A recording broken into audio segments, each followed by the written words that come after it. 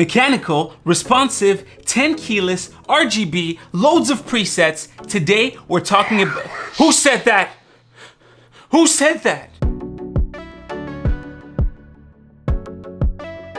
Hey, what's up guys? Snows here, and today we're talking about my brand new keyboard. It's the Calibur from Drevo, and yes, I spent my own money on it.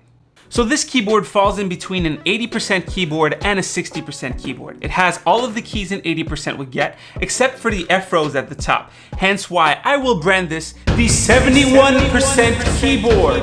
Also because it has 71 keys. The design, in my opinion, is super simple but super sexy. I mean, the keycaps are flat black, but it's not the type of flat black you'll find on, let's say, a Corsair K-series or a Gigabyte K-series. It's flat enough as to let the RGB illumination glow beautifully, but not the type of flat black that is easily scratchable with a nail. A fingernail, that is. And it also comes in a silver and white variant. The paint on the keycaps is also extremely uniform as compared to another keyboard I own, the K85 from Gigabyte. The font on the keyboard is in between gamery and standard. I mean, I think it looks amazing, except maybe for the zero, which looks like an open bracket, close and close bracket. So it's a little... Who said that? Who said that? The keyboard is also using 4 little rubber feet for each position. So in total, it's got 4 little feet for when it's propped up and 4 little feet for when it's laying flat. I don't know why I'm saying little feet, but they're rubber feet. It also doesn't have a big border around the keyboard, which in my opinion is very nice. And the housing for the switches are transparent, allowing the RGB illumination to come out very nicely. It has 11 buttons to control the RGB effects. Yes, unfortunately, this keyboard doesn't allow control via software. Everything is done through the FN key. So by pressing the FN key, you have 11 buttons to be able to control the RGB illumination. You can toggle between lighting effects, key press effects, full keyboard color, a cycle for all the lighting effects, and you have customizable preset with G1 and G2 keys to change each individual key color. Also, the brightness and the speed of these animations are controlled via the arrow keys. With the FN key, you can also access the F1 through F12 and the Winlock key. The keyboard comes with a combo wire and ring keycap puller and a micro USB cable. And now for the pièce de résistance, the keyboard has... And now for the pièce de résistance, the keyboard has Utemu red switches, but it also comes in blues and brown. To be honest, I've had MX Reds on my previous keyboard, the K70 RGB from Corsair, and they feel very similar. The travel is long, you have nice actuation, and I love the way they bottom out. Surprisingly, they're not that loud, and they don't have a metallic pink sound like on cheaper mechanical keyboards. And now for the wireless. Yes, wireless.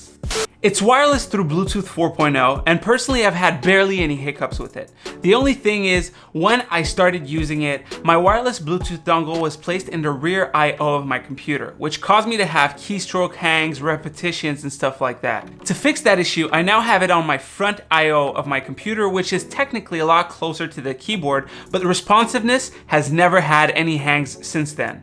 But if you're not a wireless fan, you can also wireless fan. That would be a fun thing to have.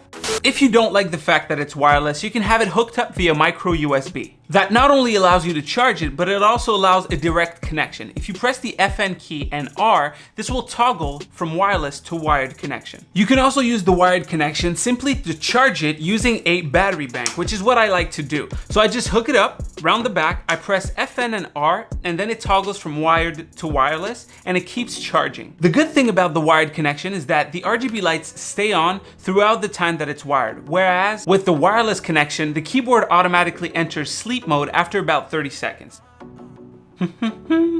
There you go, sleep mode. The Calibur also lets you know when the battery is low with the spacebar. It'll turn red when you need to charge it up. Compared to similar wireless RGB mechanical keyboard like the AND Pro at $90, this one runs at $60. On top of that, you get a 71 key keyboard instead of 60, which means you're gaining all of the arrow keys and all of these function keys right here. The only drawback this keyboard has compared to the Ant Pro is the fact that the keyboard is not software controllable, meaning that the RGB will only be usable and only be customizable using the function keys. So if you're looking for a mechanical keyboard, wired or wireless, it's a great keyboard. And with the wireless function, it makes my setup look so clean. For $60, this is a great bang for the buck. And I don't know why people test that, but here's a flex test of the keyboard.